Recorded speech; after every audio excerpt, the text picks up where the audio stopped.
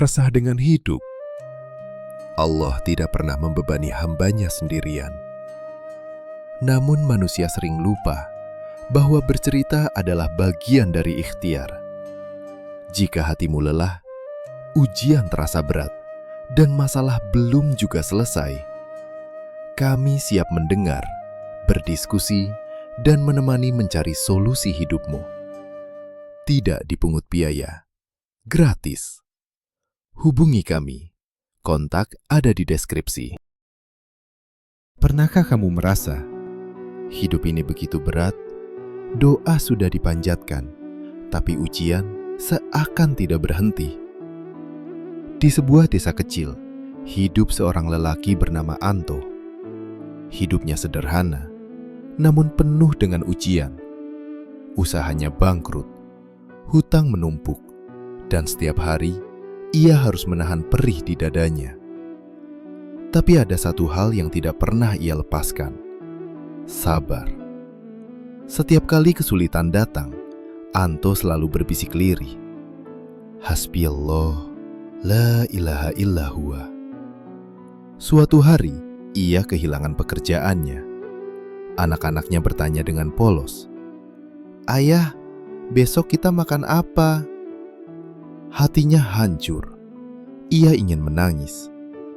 Namun malam itu, Anto memilih bersujud. Dalam gelap, ia berkata kepada Allah, "Ya Allah, aku lemah, tapi aku yakin Engkau tidak pernah zalim kepada hamba-Mu." Allah berfirman, "Sesungguhnya Allah bersama orang-orang yang sabar." Quran Surat Al-Baqarah ayat 153. Hari demi hari berlalu, Anto tetap berusaha. Pekerjaan apapun yang halal ia terima. Meski dipandang rendah, ia tetap jujur, tetap tersenyum, dan tetap bersyukur. Banyak orang berkata, "Untuk apa sabar? Hidupmu tidak berubah." Tapi Anto tahu, sabar bukan berarti diam. Sabar adalah tetap taat saat hati ingin menyerah. Waktu pun berjalan. Hari demi hari dilewati Anto dengan kejujuran dan kesabaran. Di masa sulit itu, ia pernah menolak keuntungan haram meski perutnya lapar dan hidupnya terhimpit. Tanpa ia sadari, kejujuran itu disaksikan Allah dan juga manusia. Seseorang yang pernah ia bantu dan percaya pada integritasnya datang membawa amanah besar. Anto diberi kepercayaan mengelola sebuah usaha.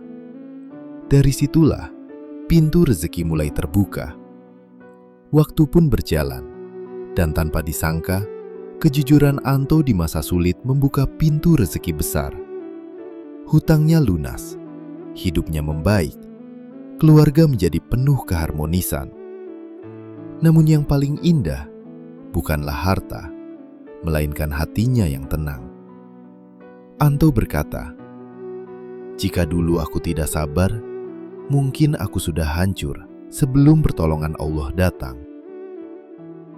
Kita sering mendengar kata sabar di pengajian-pengajian, di lingkungan kerja, di lingkungan tempat tinggal, di sekolah, di kampus, di dalam rumah selalu kita mendengar kata sabar. Namun tahukah kamu, bagaimana cara untuk menjadi sabar? Bagaimana mengimplementasikan sabar dalam kehidupan sehari-hari? Mari kita bahas dengan contoh cerita berikut ini. Bayangkan sebuah keluarga kecil yang sudah lama menunggu satu hal sederhana, kehadiran seorang anak. Di rumah itu, doa selalu terdengar setiap malam. Bukan doa yang panjang, hanya satu permintaan yang terus diulang. "Ya Allah, titipkan satu saja amanah untuk kami."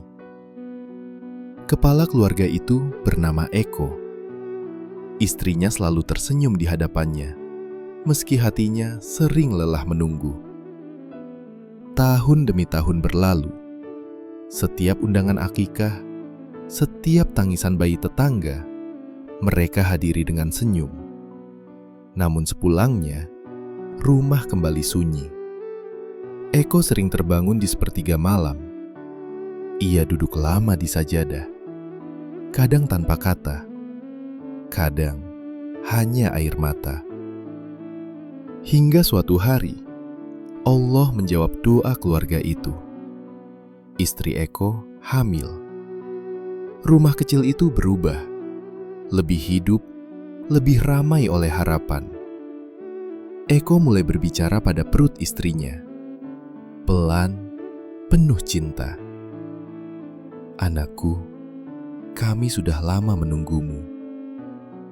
Ia membeli baju bayi, meski belum berani menyimpannya di lemari utama. Takut berharap terlalu tinggi. Setiap sujudnya kini berbeda. Ada syukur, ada harap, dan ada takut kehilangan. Lalu hari itu datang, hari yang selama ini mereka tunggu dengan doa dan air mata. Di ruang rumah sakit, tangisan bayi akhirnya terdengar. Seorang anak laki-laki lahir ke dunia. Tangisnya pecah, dan untuk pertama kalinya, rumah itu benar-benar hidup. Eko memeluk istrinya. Tangannya gemetar. Air matanya jatuh tanpa bisa ditahan. Ya Allah, Engkau benar-benar menjawab doa kami.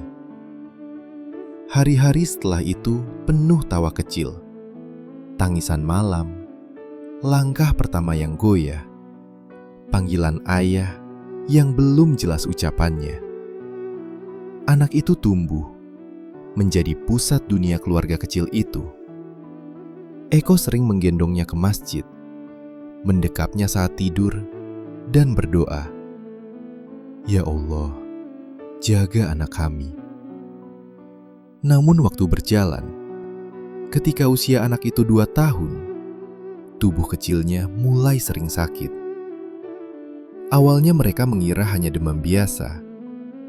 Namun hari demi hari, keadaannya semakin lemah. Malam-malam panjang kembali datang. Bukan lagi doa meminta anak, tetapi doa agar anaknya tetap hidup. Eko duduk di samping ranjang kecil itu, menggenggam tangan mungil yang mulai dingin. Anakku, ayah di sini. Di ruang rumah sakit, suara alat medis berbunyi pelan. Wajah dokter kembali menunduk. Kalimat itu terucap, lagi-lagi pelan, namun kali ini lebih menghancurkan. Kami sudah berusaha, tapi Allah lebih dulu memanggilnya. Istri Eko menangis terseduh. Tubuhnya hampir roboh. Eko berdiri mematung. Dadanya sesak. Pandangan matanya kosong. Ia tidak kehilangan harapan yang belum terwujud. Ia kehilangan anak yang sudah dipeluk, dicium, dan dipanggil namanya. Malam itu, rumah kembali sunyi. Mainan kecil berserakan. Baju-baju mungil masih tergantung. Sunyi yang kali ini lebih kejam dari sebelumnya. Eko duduk di ruang sholat. Sajadahnya basah. Tangisnya pecah. Namun di antara isak yang berat, dengan suara yang hampir tak terdengar, Eko berusaha mengucapkan, Inna lillahi wa inna ilaihi roji'un. Bukan karena hatinya sudah ikhlas, tetapi karena ia tak ingin kehilangan Allah setelah kehilangan anaknya. Untuk bisa tetap sabar dalam menghadapi musibah seperti itu, jawablah pertanyaan-pertanyaan ini. 1. Siapa yang mengizinkan keluarga Pak Ego untuk memiliki seorang anak? 2. Siapa yang mengizinkan istri Pak Eko hamil? 3. Siapa yang mengizinkan anaknya lahir? 4. Siapa yang mengizinkan anaknya meninggal dunia? Jawabannya, Allah. Ingat, tidak ada suatu musibah pun yang menimpa seseorang, kecuali dengan izin Allah. Quran, Surat At-Taghabun, ayat 11.